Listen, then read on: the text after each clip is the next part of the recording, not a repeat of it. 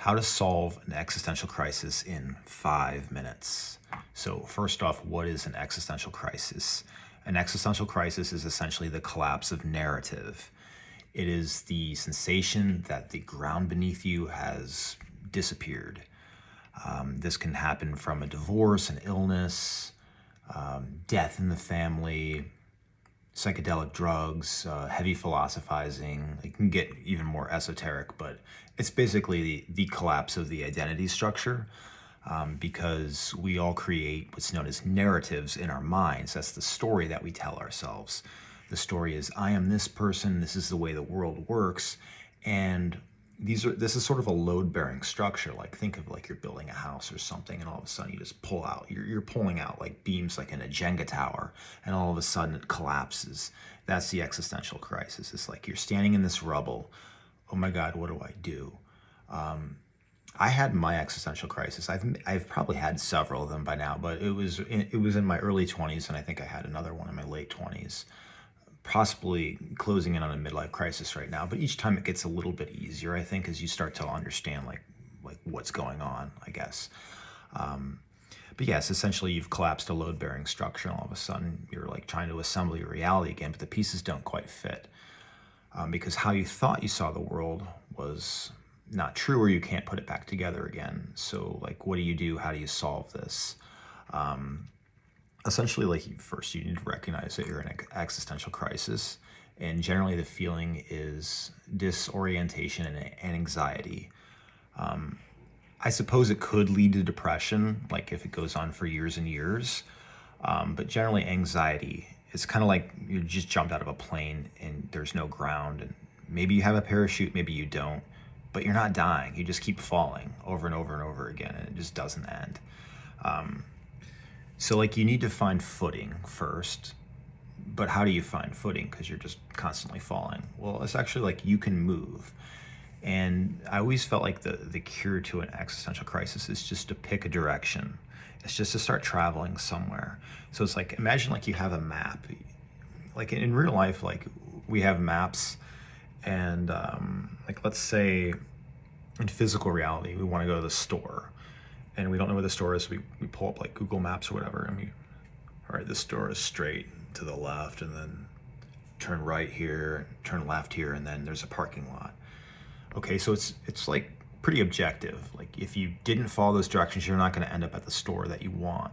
Well, with an existential crisis, there's no actual direction.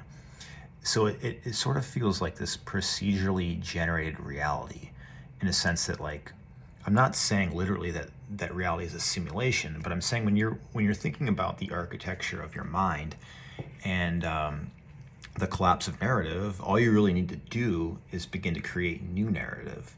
So you pull out the map, but instead of like looking at the directions where you can go, you start walking, and then things start to happen. So like, hey, you got a divorce. Well, maybe start dating again. Maybe get out there and, whatever. I mean, that's cliche, like start working out at the gym and find some babes. Like, I don't know, man.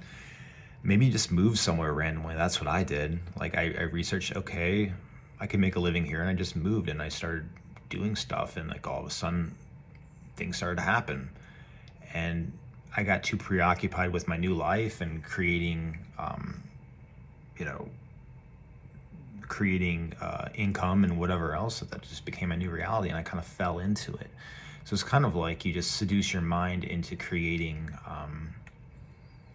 something else to think about. Like, it creates new narrative structure. So that helps, just moving in a direction, because I guess at the core of all of this, narrative is illusory. Like, there is no narrative outside of what exists between our own skulls, or underneath our skulls. We're essentially crafting it as we go, and all that happened was you had a narrative malfunction, but you actually don't even need narrative to exist. So I guess that's another level to this. But since we're so conditioned to want narrative, like, just go to a different narrative, create and do, and procedurally generate your own reality.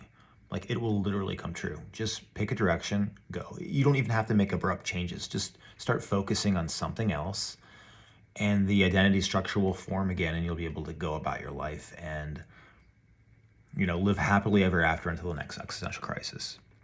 Now, we're already at 5 minutes, so I guess my promise of a 5-minute video is not coming true 100%. But yeah, just pick a direction and go. Just start doing shit. Because if you start around wallowing in it and you don't actually do anything, you're going to stay in the existential crisis perpetually. And it's just finding things to do and caring about things and creating new narratives in your brain, and then you're good to go. But also understand, like, at bedrock layer, that it's illusory.